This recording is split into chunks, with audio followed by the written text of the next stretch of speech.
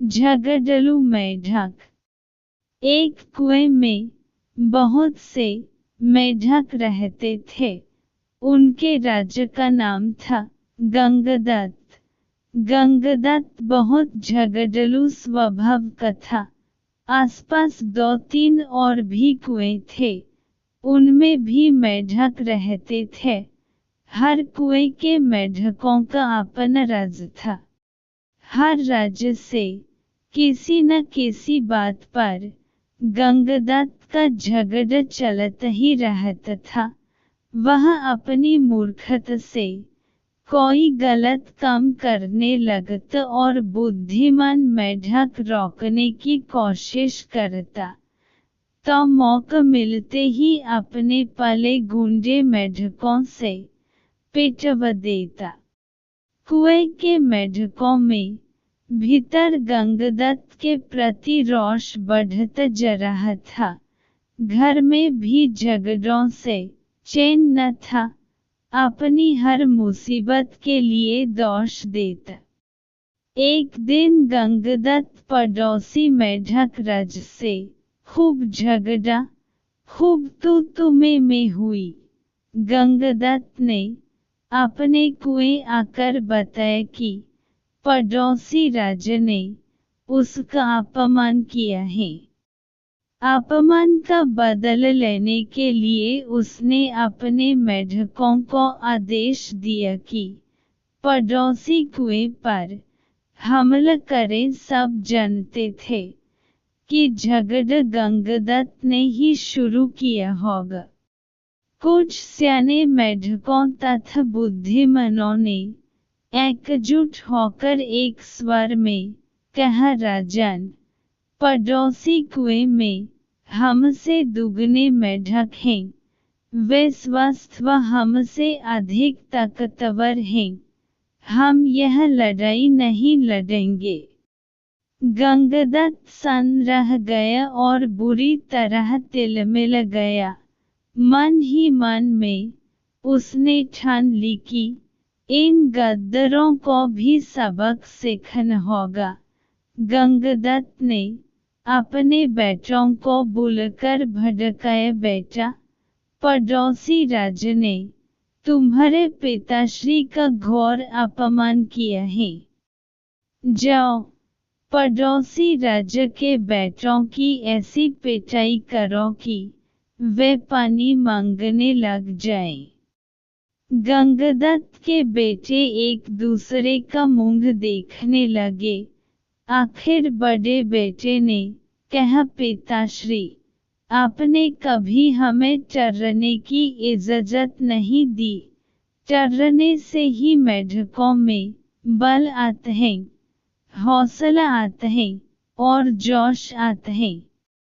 आप ही बताइए कि बिना हौसले और जोश के हम किसी की क्या पिटाई कर पाएंगे। अब गंगदत्त सबसे चिढ़ गया। एक दिन वह कूदत और बड़बड़ाता कुएं से बाहर निकल इधर उधर घूमने लगा। उसे एक भयंकर नाग पास ही बने अपने बिल में घुसता नजर आया। उसकी आंखें चमकी। जब अपने दुश्मन बन गए हो तो दुश्मन को अपना बनना चाहिए। यह सोच वह बिल के पास जाकर बोला, नागदेव, मेरा प्रणाम। नागदेव फुफकारा, अरे मेढक, मैं तुम्हारा बेरी हूँ, तुम्हें खा जाता हूँ और तू मेरे बिल के आगे आकर मुझे आवाज दे रहा है। गंगदत्त डर रहा है। नाग कभी कभी शत्रुओं से ज्यादा अपने दुख देने लगते हैं। मेरा अपनी जाति वालों और सगों ने इतना घोर अपमान किया है कि उन्हें सबक सीखने के लिए मुझे तुम जैसे शत्रु के पास सहायता मांगने आना पड़ है। तुम मेरी दोस्ती स्वीकार करो और मजे करो। नाग ने बिल से अपन सिर बाहर निकल और बोल मजे, कैसे मजे। गंगदत्त ने कहा मैं तुम्हें इतने मेढक खिलाऊंगा कि तुम मुटते मुटते अजगर बन जाओगे। नाग ने शंका व्यक्त की पानी में मैं जा नहीं सकता, कैसे पकड़ूंगा मेढक। गंगदत्त ने ताली बजाई, नाग भाई यही तो मेरी दोस्ती तुम्हारे काम आएगी। मैंने पड़ोसी राजाओं के कुओं पर नजर रखने के लिए अपने जासूस मेढकों से गुप्त सुरंगें खुदवा रखी हैं। हर कुएं तक उनका रास्ता जाता है। सुरंगें जहाँ मिलती हैं वहाँ एक कक्ष है, तुम वहाँ रहना और जिस जिस मेढक को खाने के लिए कहूँ उन्हें खाते जाना।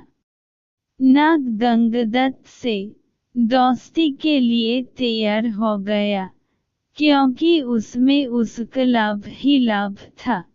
एक मूर्ख बदले की भवन में अंधे होकर अपनों को दुश्मन के पेट के हवाले करने को तैयार हो, तो दुश्मन क्यों न इसका लाभ उठाए।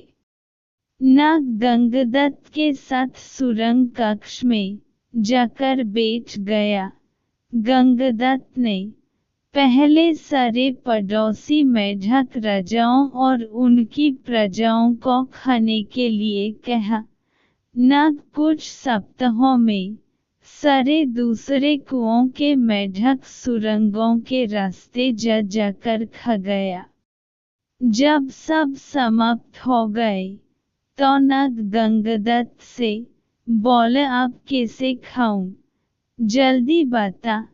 24 घंटे पेट फुल रखने की आदत पड़ गई है। गंगदत्त ने कहा अब मेरे कुएं के सभी सियानों और बुद्धिमान मेढकों को खाओ। वह खाए जा चुके तो प्रजा की बारी आई।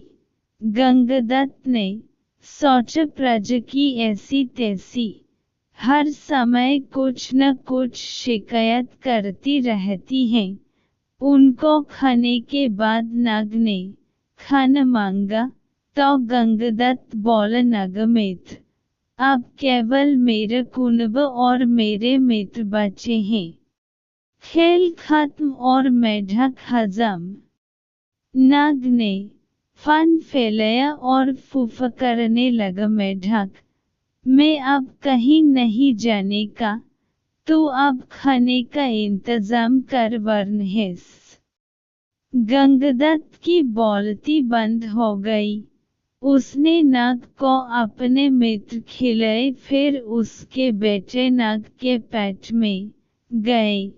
गंगदत्त ने सोचा कि मैं और मेढकी जिंदा रहे तो बेटे और पैदा कर लेंगे। बेटे खाने के बाद नाग फुफकारा और खाना कहे।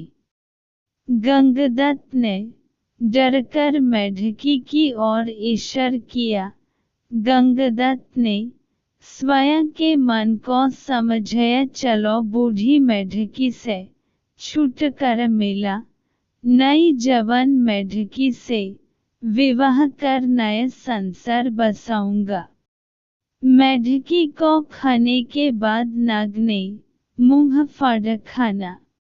गंगदत्त ने हाथ जोड़े अब तो केवल मैं बच हूँ, तुम्हारा दोस्त गंगदत्त, अब लौट जाओ।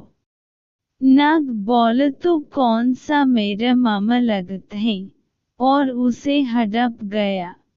सीखे अपनों से बदला लेने के लिए जो शत्रु का साथ लेता है उसका अंत निश्चित है।